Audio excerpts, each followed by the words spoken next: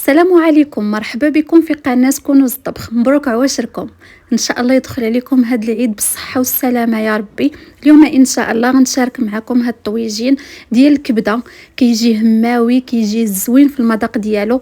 كنتمنى انكم تجربوه في هاد الايام. مرحبا بالعائله، واللي اول مره كيصادف القناه حتى نتيا مرحبا بك عندي في القناه. ما تنساوش تبارطاجيو ليا الفيديو باش تعم الفائده، حيت يستاهل يتبارطاجا. نبداو في استعراض المكونات. بالنسبه لي انا غادي نخدم بطاجين، نتوما بغيتو ديروا طاجين ديال الطين اولا مقله اللي متوفر عندكم. غادي ندير زيت الزيتون، ممكن ديروا زيت المائده بطبيعه الحال. غندير 2 فصوصه كبار ديال الثومه، وغادي نحط الطاجين ديالي فوق النار ما تكونش مجهده بزاف باش ما تحرقش لكم الثومه والبصله. وإلا كانوا كيتحرقوا لكم ما تنساوش ديروا مقله تحت منهم اولا شي حديده. كما كتشوفوا غادي نخليو الثومه حتى تبدا تحمر ليا على هذا الشكل، وغادي نزيد عليها بصله اللي انا مقطعاها شرائح صغيره. تقدروا تقطعوها شرائح صغيره اولا تكون طويله، ماشي مشكل اللي بغيتو. هنا غادي نخلط المكونات مع بعضياتهم، وغادي نزيد عليهم ربع كأس ديال الماء غير باش ما يتحرقوش ليا المكونات. كذلك غادي نزيد ربع كأس ديال الماء باش يساعدني ان المكونات ما يتحرقوش ليا ويطيبوا على خاطرهم. كما كتشوفوا، وغادي نسد على الطاجين ديالنا وغادي نخليه كما قلت لكم في الاول النار تكون مهيله باش ما تحرقش لكم البصله وتعطيكم مذاق خايب. صافي هنا راه دبلت ليا تقريبا 10 دقائق راه كانت واجده. وفي هذه المرحله غادي نزيدوا عليها الكبده ديال الدجاج. بالنسبه اللي بغى يدير الكبده ديال البقري اولا ديال الغنمي يزيد نفس التوابل نفس الطريقه، غير عوض ما يدير المروزيه ديال الدجاج يدير مروزيه ديال اللحم، وتفكروني راها كتجي زوينه بزاف. وبالنسبه للكبده انا ما كنسلقهاش باش يبقاو فيها الفوائد كامله ديالها ما يضيعوش منها، حيت ملي كتسلق كل شيء كيمشي مع الماء، ما كيبقاوش فيها كاع الفوائد اللي كانوا فيها. هنا درت شويه ديال زيت الزيتون ودرت ربع كأس كذلك ديال الماء باش ما تحرقش ليا العطريه. بالنسبه للعطريه عندي التحميره اولا البابريكا معلقه صغيره من المروزيه ديال الدجاج، بسيبيسه وقاقله.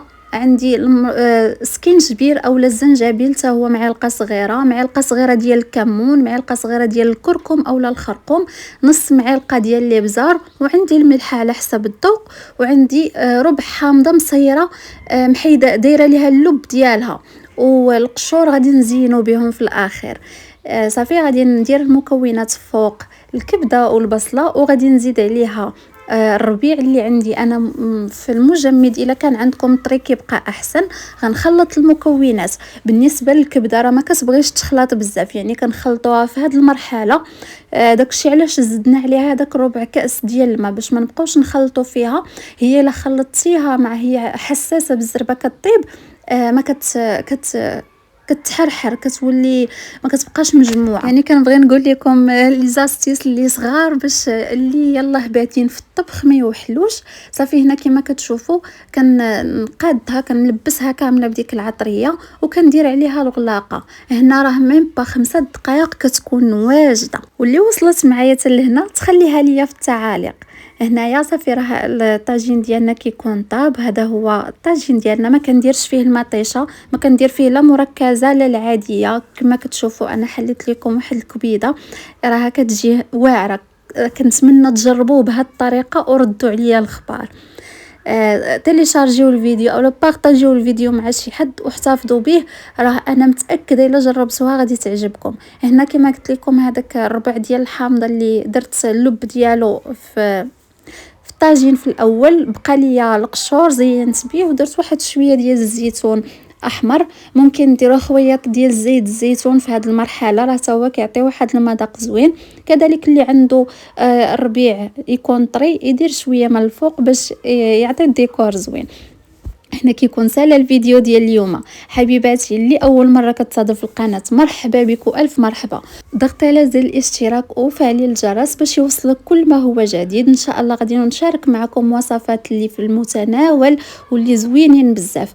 اللهم اديمها نعمه واحفظها من الزوال. الله يسهل عليكم والله يرزقكم من حيث لا تحتسبون. هنا كيكون سالا الفيديو ديال اليوم.